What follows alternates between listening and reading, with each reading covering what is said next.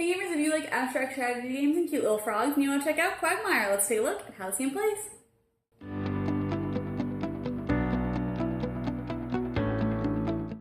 In this game, players are trying to score the most points by moving their frogs around the lily pads and potentially using them for additional scoring as well.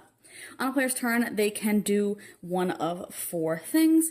So they can play a frog. In order to play a frog, they'll take one out of their hand and put it to their shore. They can never have more than two on their shore at any given time.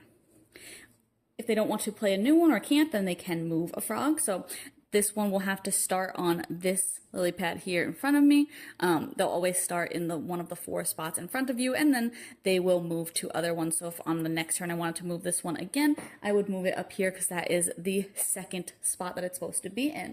The next thing that a player can do is complete a frog's route. So if your frog is on the pink star, then you would go ahead and instead of moving it again, you would claim it, and you'll score however many points there are for the number of players, and you can track your points by having them at the bottom of the board. So if this was a 3-player game, I would go ahead and score 3 points. The last thing that you can do is score a frog formation. So let's say that I had a frog that was over here, and there was a frog here, and somebody else's frog was here. We'll just say that that was how the board was set up. Then maybe I would go ahead and score this frog here who has this formation in the corner here. And then I could score again however many frogs that there are there. So in this example, I would again score 3 points. If a frog lands on a fly, they will get to draw a new frog from the deck, and then they will put the fly out on an unoccupied spot. If your frog ever ends up on on somebody else's frog, so I should have been there for my starting position, but then my next position is here, so if I was moving and I landed on that frog, I will take that one off the board and score 1 point for it. If you happen to land on your own frog, which is entirely possible, if that was the case, then you would just remove the frog from the board and not score any points for it. If you ever can't make a move, then you will lose 3 points. So you'll take frogs away from in front of you until you've lost 3 points. If you don't have 3, you'll lose as many as you can. And then you'll draw 2 frogs where you'll put 1 in your shore and 1 into your hand.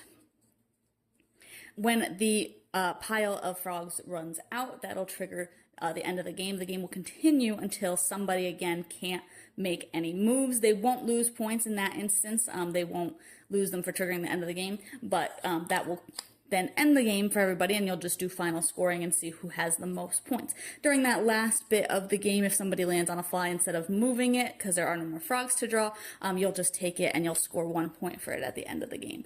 And then again, you'll just do final scoring, and whoever has the most points wins. Overall, I thought this game was cute. There wasn't too many rules, so it was pretty easy to get into, which was nice. And the game flow was pretty nice overall as well. For me, it was something that just didn't work for my brain. It was really hard for me, even though I wouldn't say that it's confusing to look at, and I wouldn't say that like the graphic design is bad or anything on it. It really is just a me thing that I found it difficult with the frogs facing all the different directions, which makes sense in the game, that that's how you'll know whose frogs are whose. They're going to be facing the direction that the player is sitting. It made sense, but I still had a hard time when I was looking at the board understanding where a frog was going to go next. So I lost a lot of frogs to just not realizing that I was moving into a spot that somebody else was going to move into.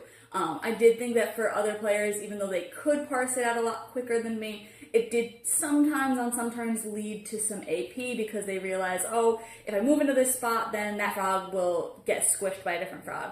Or if I move into that spot, then that means that I'm going to open up the next player to get a fly or something like that. So it could have some little bit of AP-inducing turns at times.